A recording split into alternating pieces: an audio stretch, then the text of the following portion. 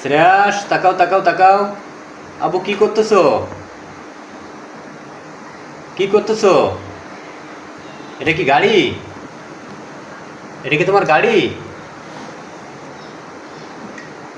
আবু তাকাও তাকাও তাকাও। কি করতেছো তুমি?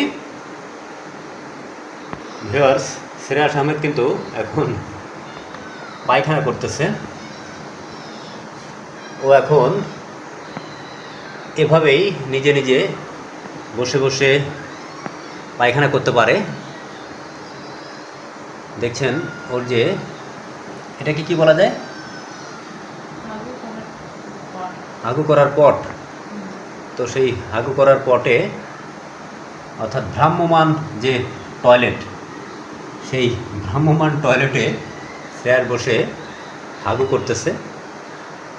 এটা কিন্তু প্রথমে মনে হবে যেন বিড়ালের পিঠের উপর বসে আছে। দেখছেন দুইটা কান, তো কানটা ধরে রেখে ও বেশ ভদ্রতার সাথেই এখানে হাগু করে বা পায়খানা করে। এই অভ্যাসটা গড়ে উঠেছে আরও প্রায় 15-20 দিন ধরে, যদিও সময় ছিল না, যে কারণে ব্যস্ততার কারণে আপনাদেরকে জানাতে পারিনি, দেখাতে পারিনি। এটাতে পায়খানা করার সুবিধা হলো ঘর নোংরা করে না, যেখানে সেখানে নোংরা হয় না।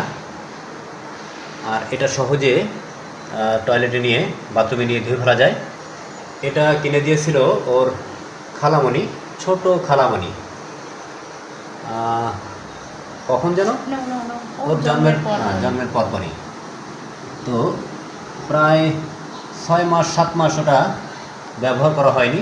আপনারা জানেন যে একবারে ছোটো বয়সে শিশুরা সেটা ব্যবহার করতে পারে না। তো 15-20 দিন থেকে, অর্থাৎ সর্বোচ্চ মাসখানিক থেকে ও এটা ব্যবহার করতেছে। প্রথম দিকে ধরে নিয়ে বসে থাকা লাগতো আমাদের।